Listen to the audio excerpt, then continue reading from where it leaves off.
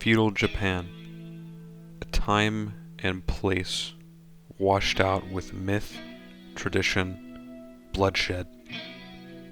Those that weaved all three together were known as samurai. History remembers their battles fondly, the blank soon-to-be painted canvases of honor-bound warriors. Another still lurks yet, hiding in the shadows. A soldier steeped in rivers of blood and nothing more. The Shinobi.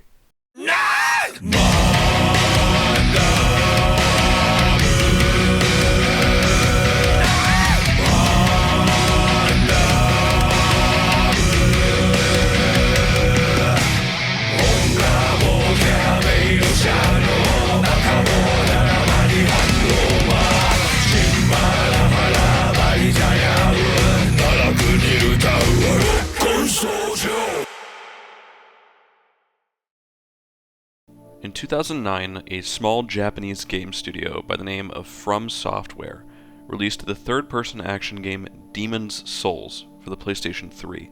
Directed by an ambitious young designer, Hidetaka Miyazaki, the title that had once been deemed a failure from inside the company received near universal praise from games journalists and gamers alike, especially for its refreshing take on difficulty.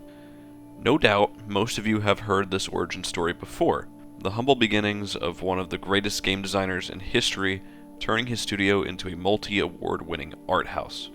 Demon's Souls and Dark Souls after it set the pace for FromSoft's design for almost the entire next decade, as well as creating an entirely new genre in and of itself. By the time Dark Souls 3 released, everyone knew that From could pull it off, as they had on so many occasions before. But that's not what this video is about. The formula worked, but it was just that. A formula. If From were to truly solidify their place amongst the all-time greatest studios, they'd need to break out of that formula, to cover it in blood. Directed by Hidetaka Miyazaki and Kazuhiro Hamatani, Sekiro Shadows Die Twice would set out to break many of the barriers that the studio had set up for itself through the conception of the Souls-like genre. As opposed to a dark fantasy setting straight out of an issue of Berserk, the game would be set in the dying breaths of the Sengoku period, in a fictional area of Japan known as Ashina. There would still be fantastical elements, of course, particularly the realization of much of Japanese mythology, but the mood would still be gritty, rooted even. Unlike the Souls titles, you would also control a named protagonist, the titular Sekiro, bodyguard to a child of divine blood, Kuro. The player would only have access to one weapon, the Kusabi Maru, or linchpin in English, a katana capable of withstanding nearly any attack and of flaying nearly any enemy. There would be no building into strength, dexterity, quality, magic, or faith. You would have to learn the Kusabi Maru, feel its blade as finely as its wolf does. Any attempt to stray from the way of the shinobi would result in swift defeat. A single sword, unerring in its direction. That is what Sekiro is, both in its gameplay and its narrative.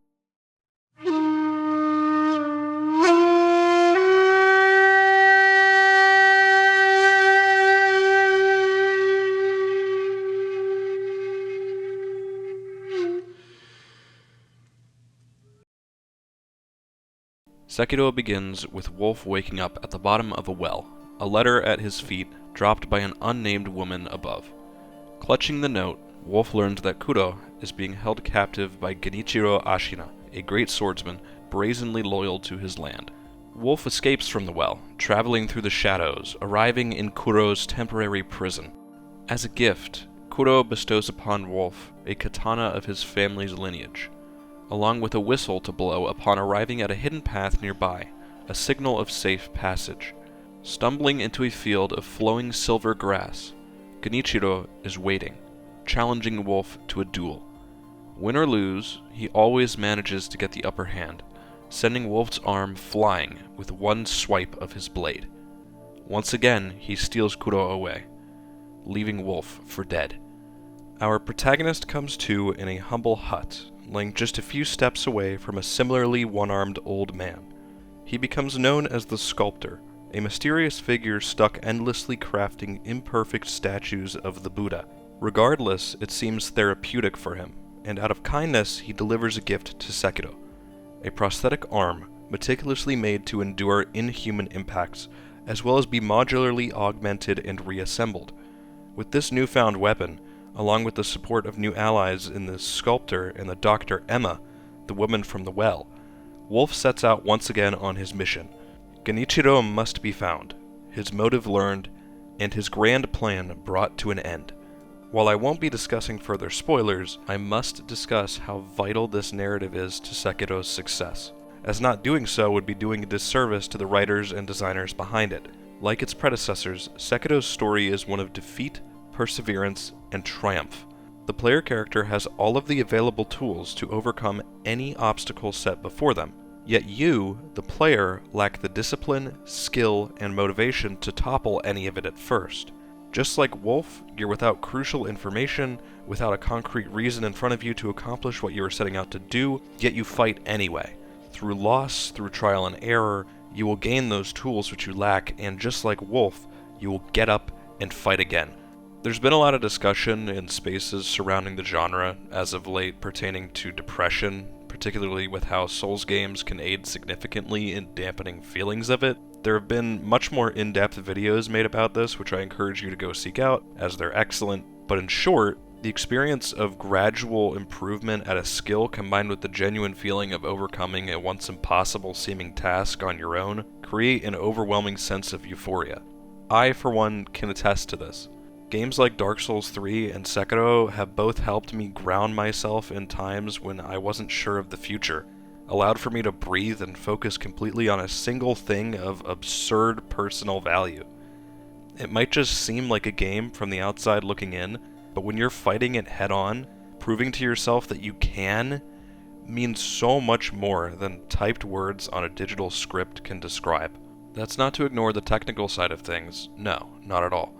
Sekiro chooses to stray from the pack here, delivering its narrative in a much more linear, streamlined way than previous From titles. Whereas in a Dark Souls game, you'll be uncovering most of the story through paragraphs of cryptic text attached to pieces of gear, in Sekiro, you'll be learning lots about the history, culture, and beliefs of Ashina and its people via lots of cutscenes and dialogue. That doesn't mean that it doesn't have that hard-to-follow FromSoft charm, by the way. There's plenty of lore beneath the surface that you can get lost in, and there's still an air of intrigue to every major battle that demands your full attention. There's also a full cast of central characters here, each with their own personalities, motivations, and opinions of one another. Accompanying this is a stark lack of black and white. The ever-elusive right thing to do is constantly covered in layers upon layers of red. Are you actually the hero of this story? It's a question that From loves to ask. I feel like it's really crucial to give the writing its proper time in the sun, because without it, so much of the tension and release that Miyazaki and crew strove for is lost. A well-designed boss battle is without a doubt very fun, but if it weren't for the context behind that fight, chances are that it would slip from your memory relatively soon. Yes, Demon of Hatred is one of the best encounters that has been designed in any of these games, but the tragedy and loss that lurk behind it are what make it such a memorable experience. A cutscene can be brainstormed, sketched, drafted, and fully rendered, yet if the plot points underpinning that cutscene don't interest the player, no amount of visual flair can save it from being forgotten. That is why Sekiro's narrative works so well. It gives you a cast of characters worth paying attention to, a conflict worth caring about, wrapped in a more straightforward package, still with the mystique that you've come to expect from this studio. Despite all my praise though, none of this would matter if people didn't play the game, which is where Sekiro's most famous, or infamous depending on who you ask, diversion from the formula comes into play: the combat.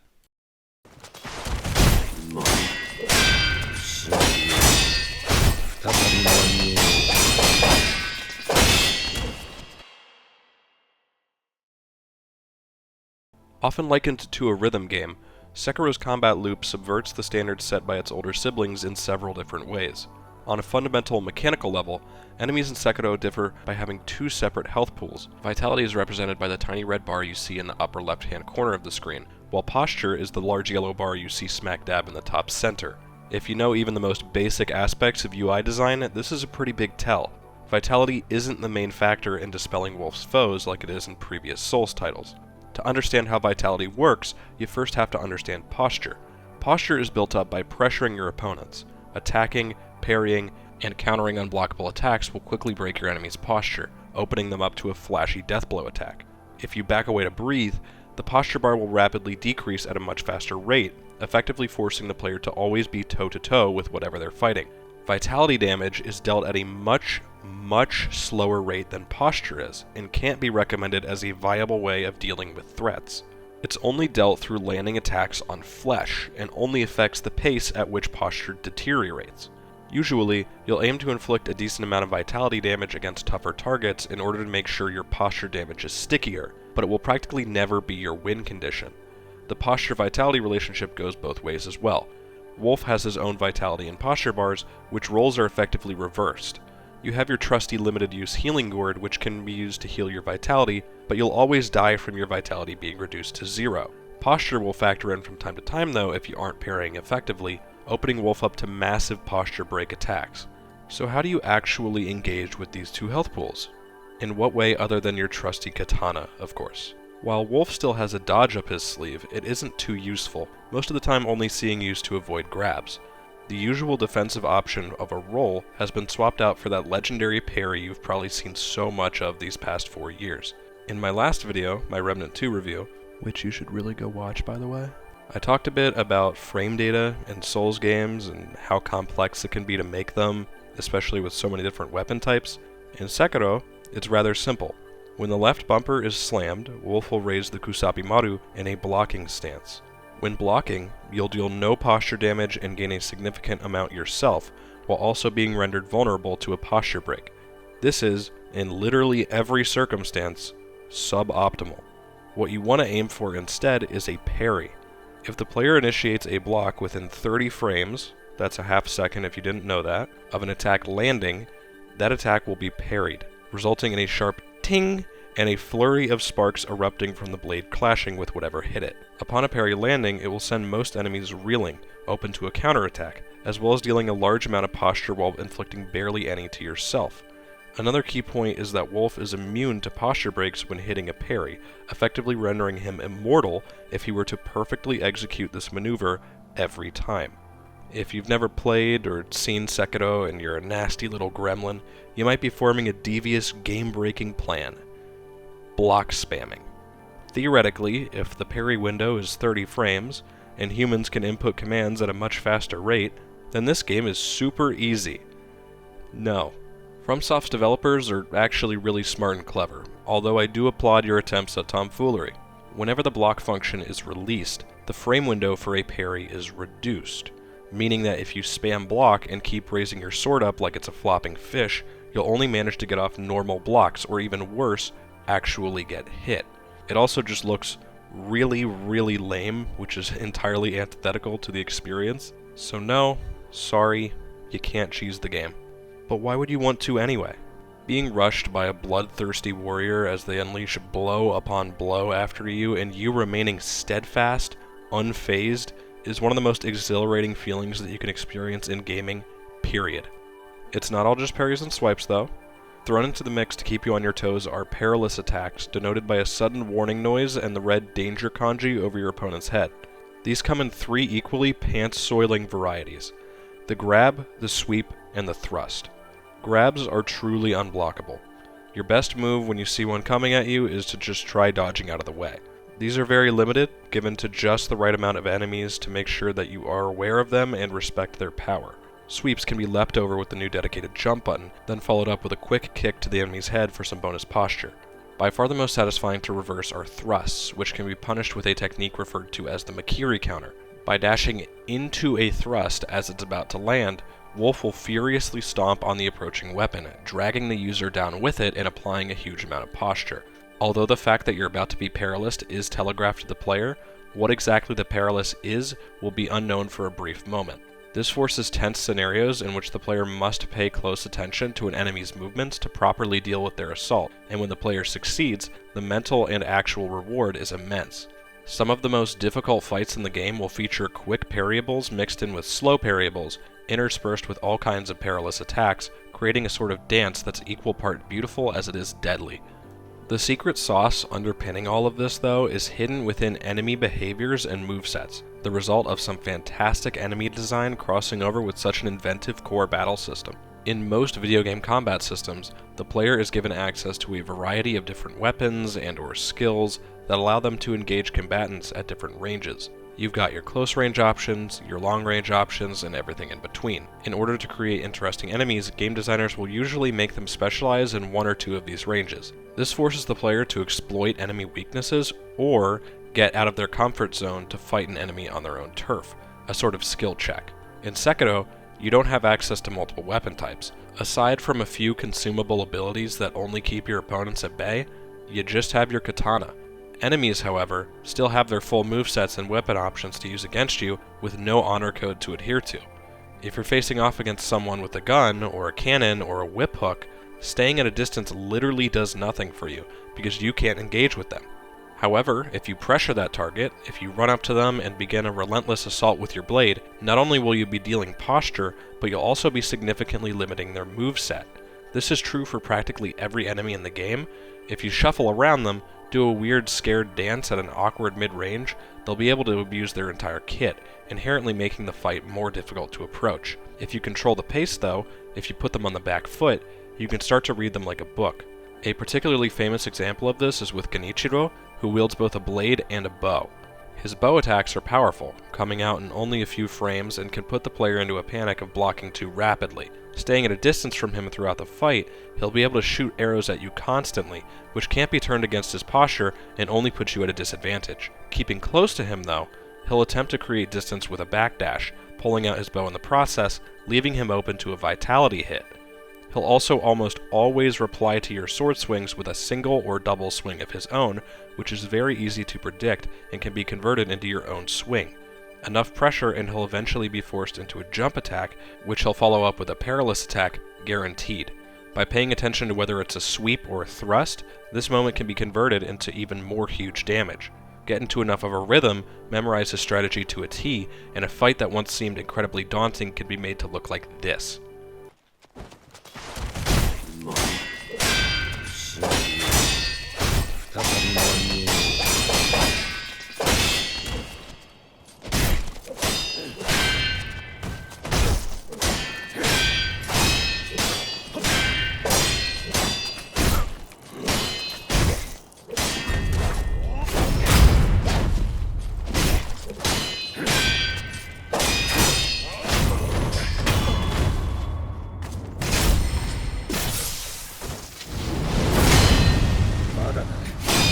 Shinobi!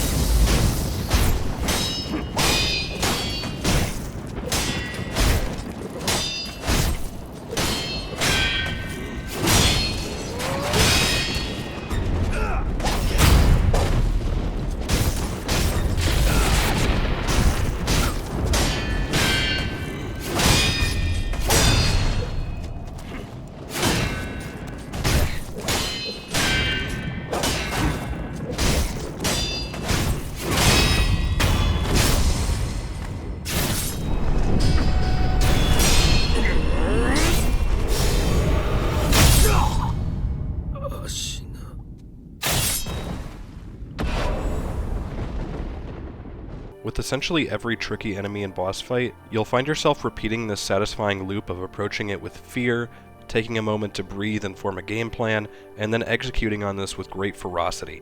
It's a loop that you'll get better at as well as you begin to consciously analyze that the loop exists, and that by meeting with the loop on equal terms, you can initiate and end the process sooner with every repetition. After spending enough time with it, it's almost like being able to see the very skeleton of the game, all of its working parts, its flesh, its blood, and its bone. To actually beat Sekiro, you need to embrace Sekiro, embrace the fire of battle, and learn not to stray away from the challenge of a blade pointed at your throat. You must learn to derive pleasure from its flow, to become addicted to dancing the Ballet of Blood. The sound of metal colliding with metal at murderous speeds, the impact of an equal throwing you across the arena with just the sheer force of their being, and the player eventually emerging victorious, plunging Wolf's weapon into the heart of its next victim.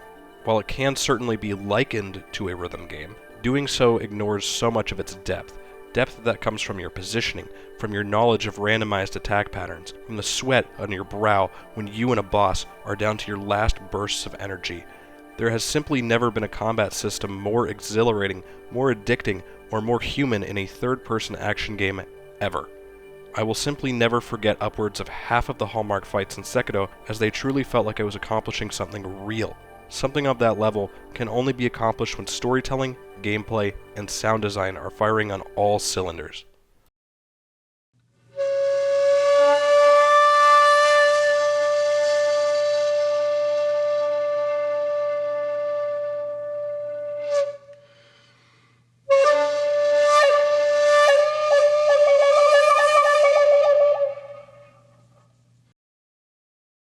Yuka Kitamura was the composer of Sekiro, Shadows Die Twice, as well as every other FromSoft title beginning with Dark Souls 2. Her work is immensely important to music and video games as a whole, and without her, these experiences would be so much less.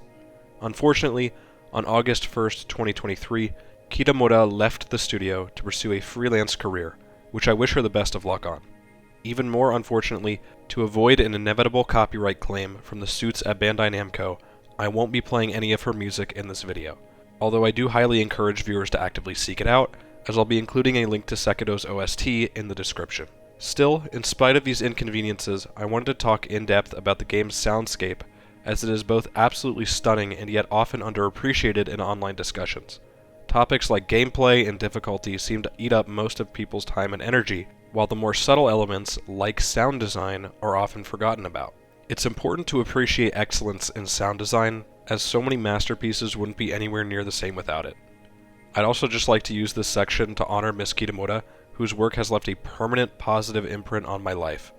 The foundation of Sekiro's soundtrack is rooted within an ancient Japanese instrument, the wadaiko, or large drum. The wadaiko is of great cultural importance to Japan, as it has been used throughout its long history as a form of prayer and to inspire confidence in its armies. Kitamura attributes the religious, specifically Buddhist, sound of the music to this instrument, and as you play through the game you'll hear Yuka herself slamming on the drum, often as the backdrop of any given track.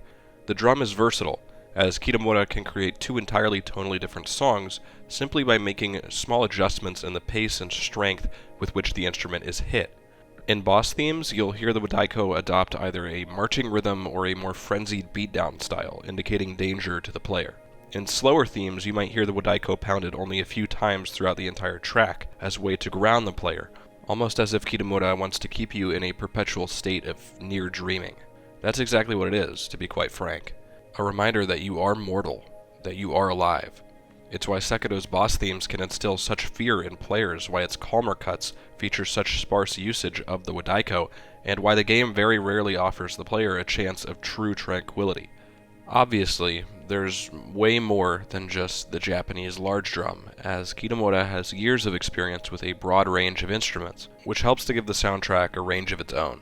The cello is another bass line, just like the wadaiko, and is oftentimes the instrument used to evoke a sense of sorrow or desperation. To create a more sinister sound that sneaks up on the player, she uses the Shinobi, a Japanese flute, going for shrill, airy notes that usually denote the presence of a cursed creature nearby. That same airiness can be used to achieve the opposite, to form moments of pure majesty and awe, like a grand skyline peeking out over a clifftop.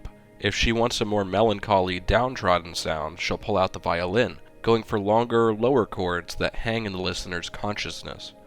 Gongs are also utilized, creating a distinct starting point for each portion of the track.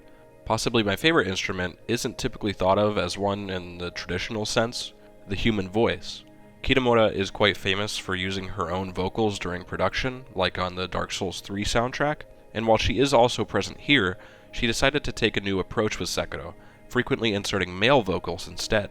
In battle themes, you'll constantly hear quick shouts from what sound like soldiers, as if you're participating in a training regimen. It's a one-of-a-kind sound that instantly makes me think of Sekiro, not to mention how heart-pumping it can feel to hear a crowd of fellow warriors pushing you to your limit during an intense duel. In fact, that's the entirety of Sekiro's music to a T. Completely one of a kind. I've never heard a video game aimed to be this genuine to Japan's unique history in this art form.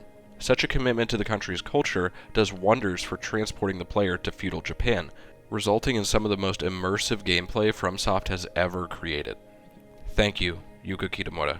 Your work will continue to be viewed with great respect, and I hope you keep pushing the boundaries of music in the gaming landscape for years to come. Sound design is handled by a small team of developers separate from Kitamura, who still probably worked alongside her in some capacity. Just like the game's composer, this team deserves endless praise for their accomplishments in creating such a meaty soundscape. If you aren't entirely familiar with what sound design is, it's everything else that you hear in the game. Footsteps, sword swings, weapon collisions, monsters' roars, all of that is handled by the sound design team. How those sounds are recorded, how loud they are in the mix, how they are edited to sound even punchier, all of these are questions that sound designers ask themselves on a daily basis. There's a pretty well-known template for coming up with a clever-sounding phrase to describe something that's underappreciated.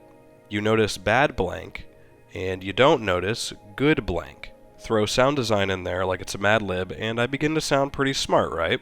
Well, Sekiro's soundscape is so good that it breaks those conventions, looping back around to being very noticeable to the ears. There are dozens upon dozens of iconic sounds in Sekiro, all of which communicate a distinct event to the player in an instant.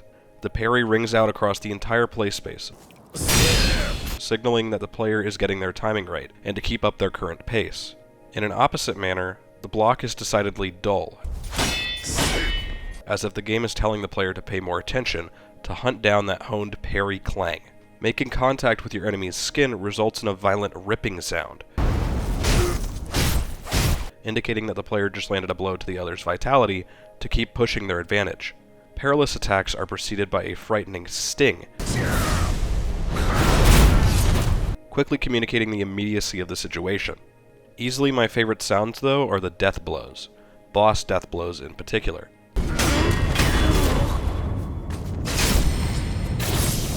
It's less a combat bark to the player and more of a recognition of their success.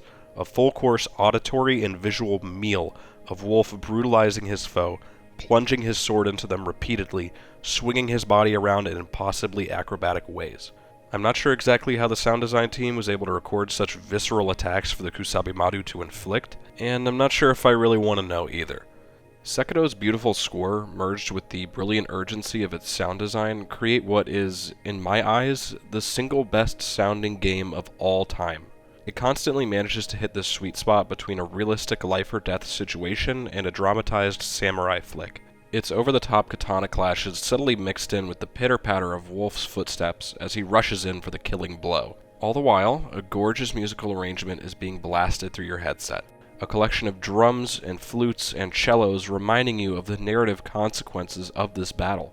Nothing quite beats it for me, this Shinobi fantasy, not even other FromSoft outings. While Dark Souls 3 is able to deliver that same level of significance, rarely ever does it reach those highs that Sekiro hits. The gut feeling of fighting something that has nothing left to live for. No reason to not give up everything. Sekiro's sounds demand you to meet their intensity. Ask you if you'd chew off your own leg to live another day. Hopefully your answer is yes.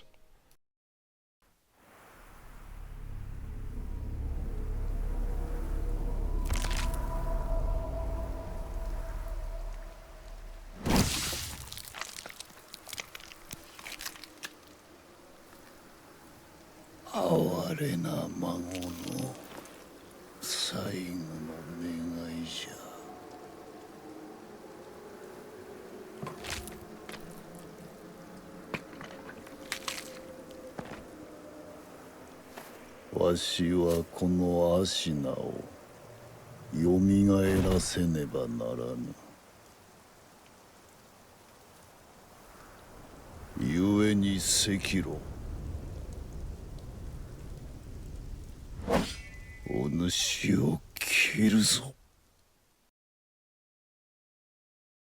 The crown jewel of Sekiro is the game's final boss fight, an honest duel with Isshin Ashina, warrior of legend and founder of the land of Ashina. This battle takes place in the same field of silver grass where his grandson, Genichiro, claimed Wolf's arm, giving birth to a new shinobi, the one-armed wolf. It is technically the longest fight that From Software has ever designed, a staggering 4 phases. While Isshin himself is 3 phases, players must slay Genichiro before fighting his grandfather every single time, a design choice that has garnered endless praise for showing off how much the player has learned, as well as how much they still have yet to. When Wolf is defeated by Isshin, which will happen many, many times on any given player's first playthrough, he will utter a simple piece of advice for when you inevitably return.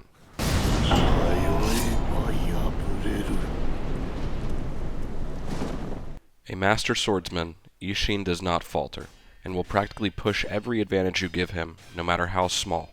If you back up to heal, he will pursue you, either with a blindingly fast dash, followed by a swipe of his blade, or with a crushing plunge guided by his enormous spear.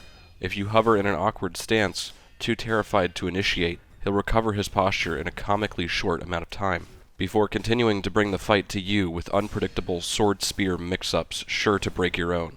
If you run away like an undisciplined child, he'll hunt you down to the farthest corner of the arena to personally unleash his most devastating and least seen attacks. When not engaged with, Isshin's already plentiful list of options expands, making it almost impossible to guess what he'll pull on you next, especially considering that he has multiple versions of already exhaustingly long combos. To defeat Isshin, you have to take his advice as literally as it can be interpreted. If you hesitate, even for just a fraction of a second, he can, and most likely will, kill you. To conquer this boss, you must become the boss. As uncomfortable as it can be, the only way to beat Sekiro is to not only challenge its most dangerous enemy one-on-one, but to sprint full speed at it. By being as aggressive as humanly possible, by taking every minuscule opportunity to pressure and punish Isshin, by moving with the song as if it is your rhythm, not his, that is how you defeat Isshin. Once you process the gravity of the situation, that is when the beauty of Sekiro finally reveals itself to you. At the end of it all, a true equal is shown to the player, a reflection of how they've grown, presented in the most intimidating way imaginable. Never before have I encountered such a demanding fight in a video game, so much so to the point where it literally tells you how to overcome it, as if to smugly ask you an easy question. Do you really have what it takes to win? The answer, of course, is always going to be yes. By this point, you've learned not to hesitate. Thanks for watching.